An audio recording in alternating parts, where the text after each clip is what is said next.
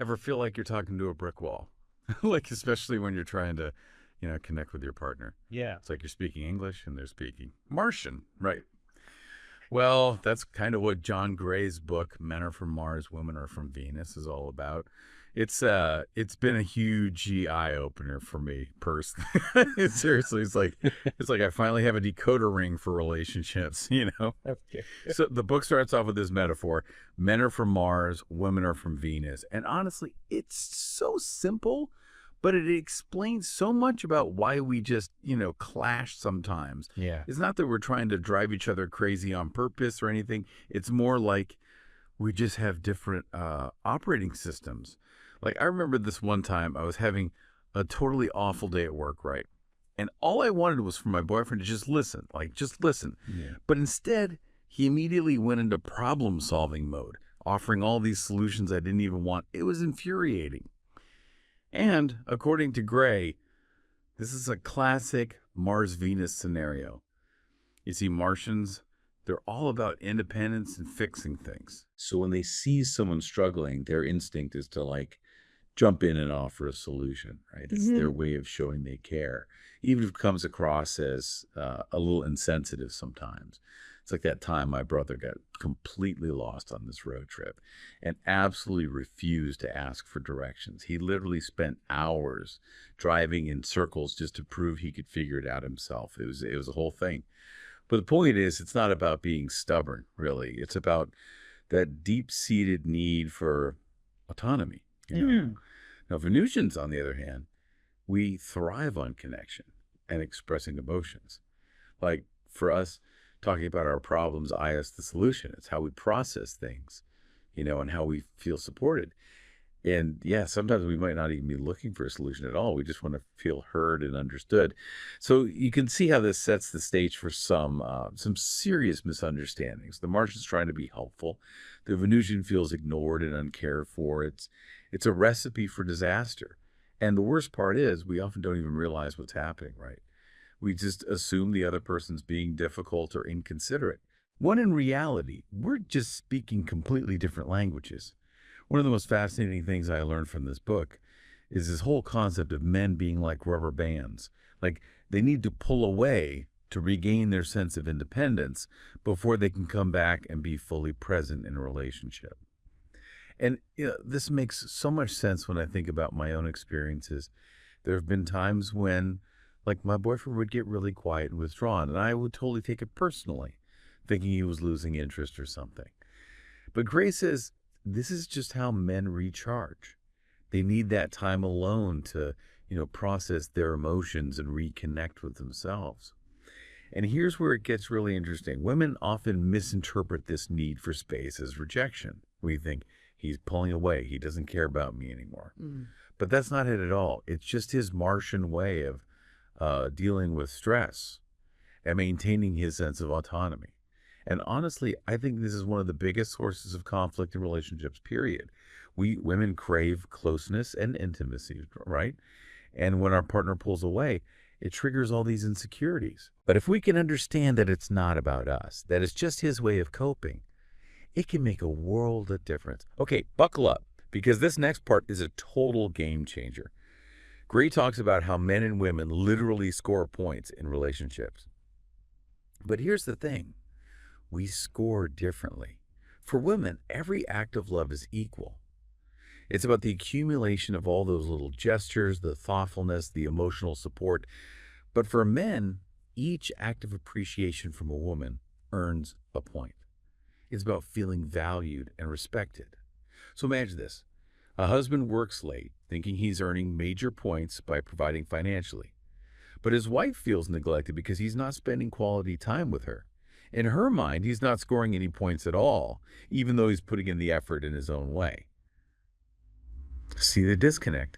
And then there's this whole thing about penalty points, which, let me tell you, are relationship killers. It's like you do something nice for your partner, but they bring up a past mistake and just like negate all your efforts. Ouch, right? Gray really emphasizes that this whole scorekeeping mentality is toxic. It creates resentment and misunderstanding. Instead, we need to focus on understanding each other's needs and appreciating the different ways we express love. Wow. And you know what? This whole scorekeeping thing goes even deeper because sometimes those old emotional wounds from childhood can resurface and just, mess with our present relationships. Like you think you've moved on, but then bam, something small triggers a major meltdown. And you're not just reacting to the present situation, you're reacting to all that unresolved baggage from the past. Gray calls this the 90-10 principle, where 90% of our upset is actually rooted in our past experiences. Like this one time, I totally lost it on my boyfriend because he forgot to pick up the dry cleaning. I mean, it was such a minor thing, but I blew it way out of proportion. And later, I realized it wasn't really about the dry cleaning at all. It was about feeling unimportant and unappreciated, which stemmed from some childhood stuff I hadn't fully dealt with. It was a total aha moment. So, okay, we've got these Martians and Venusians running around speaking different languages, keeping score, and dragging their emotional baggage everywhere. What do we do about it? Well, first, we got to understand it, right? We need to recognize that men and women are wired differently, and that's okay. It's not about stereotyping. It's about developing compassion and tolerance for each other's, quirks. And then we need to learn how to communicate effectively. And guess what? Gray has a tool for that too. It's called the love letter technique. Now, before you picture me scribbling sonnets by candlelight, it's not that literal. The love letter technique is about expressing your feelings in a safe and constructive way without blaming or attacking your partner. It's about putting your thoughts and emotions down on paper so you can communicate clearly and avoid those nasty arguments that spiral out of control. It's like a relationship lifesaver. And let's be real, sometimes we need more than just a love letter, right? Mm-hmm. We need professional help to sort through all this relationship stuff. And that's okay too. Gray suggests therapy or support groups as a way to heal past wounds and learn better communication skills. It's not a sign of weakness. It's a sign of commitment to making the relationship work. You know what? One of the things that really stuck with me is this idea that men sometimes need time to process their emotions. They go into their cave and we might feel ignored, but it's not about us. It's about them needing space to figure things out. And apparently, women can help by offering reassurance that we're not going anywhere. Like, hey, I know you need some time, but I'll be here when you're ready to talk. It's a simple gesture, but it can make a world of difference. Who knew, right? Okay, so we've talked about how men and women, they're basically from different planets, right? But it goes deeper than just needing space or wanting to talk things out. Gray says we literally speak different languages. Like the way our brains are wired for communication, it's fundamentally different. Think about it, women. We process emotions by talking about them. It's like thinking out loud, right? But men, they need to mull things over in their heads before they're ready to share, So picture this. You're pouring your heart out to your guy, and he just sits there, totally silent. You're thinking, he's not listening. He doesn't care. But he might actually be processing everything just in his own, Martian way. And here's another thing that totally blew my mind. Apparently, men hate to be pitied. They want empathy, not sympathy. So when you say something like, oh, honey, I'm so sorry you're going through this, it can totally backfire. It's like it undermines their sense of competence, makes them feel like they can't handle it, which honestly makes so much sense when you think about it. Like, who wants to feel like they're being babied, right? So how do we bridge this communication gap? Well, Gray suggests women learn to express their feelings directly, respectfully, and without, blaming or criticizing. And men, they need to learn to listen without offering solutions unless they're specifically asked for. It's like instead of jumping in with, you should just quit that job, try something like, wow, that sounds really stressful. What can I do to support you? It's about validating their feelings, showing you care, even if you don't have all the answers. And ladies, I got a little secret weapon for you. When you want to ask your man for something, be direct and use, like, would you or will you phrases. Apparently, those magic words get a much better response than could you or can you. It's like, instead of could you take out the trash, try, would you please take out the trash? Yeah. It sounds like a small thing, but it frames the request in a way that empowers him, you know? Now, I know all this sounds like a lot of work, and honestly, it is. Relationships take effort, especially when you're dealing with these, fundamental Mars-Venus differences. But Gray says love is seasonal. There will be times when it's, easy, effortless, like springtime. But there will also be times when it's more challenging, like summer, when you need to put in the work to keep things growing. And sometimes there will be those winter periods where it feels like everything is, dormant. But that doesn't mean love is dead. It just means it's time to nurture those roots and wait for the spring to return. And that's where this book is so helpful. It gives you the tools to navigate those different seasons. It helps you understand why your partner is acting the way they are. And it gives you practical strategies for communicating effectively and meeting each other's needs. It's not about changing who you are.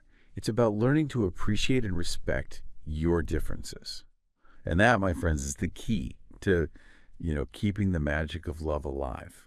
One thing that really hit home for me was this idea of emotional house cleaning. Sometimes we need to go deep and process those old hurts and insecurities that are weighing us down. And it's not always pretty, right? It can bring up a lot of painful stuff.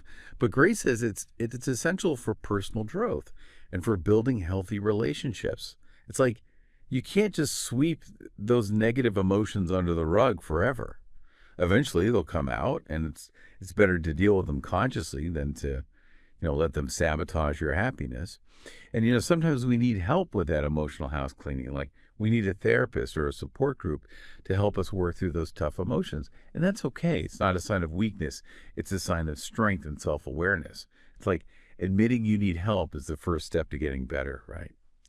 And get this, Grace says that when a man loves a woman, he actually wants to be needed by her. But here's the catch. He doesn't want to feel neediness. It's like he wants to be her hero, not her therapist. So ladies, when you're asking for support, it's about finding that balance between expressing your needs and trusting him to meet them. It's about being vulnerable without being desperate, And guys, when your woman is going through one of those emotional downturns, try not to take it personally. It's not about you. It's about her needing to process her feelings. So instead of offering solutions or trying to fix her, just listen with empathy and offer reassurance. Let her know that you're there for her, that you care, and that you're not going anywhere. It's about being a safe haven, a place where she can, let down her guard and just be herself. All right, so we've talked about communication, about emotional baggage, about the need for space and the desire for connection. It's a lot to unpack, right? But Gray doesn't stop there. He goes on to talk about how men and women, they express anger differently. Like when a man gets angry, he tends to become more assertive, even aggressive. But for a woman, her anger often comes out as sadness or withdrawal. It's like she turns her anger inward. And that can be really confusing for a guy who's used to those, more direct Martian expressions of anger. So how do we deal with anger in a healthy way? Well, Gray suggests that men learn to listen to a woman's sadness without feeling blamed. It's not about him, it's about her needing to express her feelings. And women, we need to learn to communicate our anger in a way that doesn't make him feel attacked. Instead of saying, you're always so insensitive, try saying, when you do this, it makes me feel hurt and unimportant. It's about focusing on the behavior, not the person, One of the things I found super helpful was this idea that we all have different emotional needs. Men primarily need trust, acceptance, appreciation, admiration, approval, and encouragement. Whereas women need caring, understanding, respect, devotion, validation, and reassurance. It's like we're speaking different love languages, and we need to learn to speak each other's language if we want to feel truly loved and appreciated. Thinking back to all those arguments I had with my ex. I realize now we were probably just speaking totally different languages. I was looking for validation and reassurance, and he was stuck in problem-solving mode. It's like we were both trying to win the game, but playing by totally different rules. And neither of us was wrong, really. We were just, wired differently. And that's okay. It's about recognizing those differences and finding ways to bridge the gap. So what does this all mean for you? If you're feeling frustrated or misunderstood in your relationships, try try looking at it through this Mars-Venus lens, right? Maybe you're speaking different languages, or maybe you're just in different seasons of love. The important thing is to keep communicating, keep learning, and keep growing together. It's not always easy, but it's definitely worth the effort, because at the end of the day, love is the most amazing journey you'll ever take. And having this Mars Venus map can make all the difference.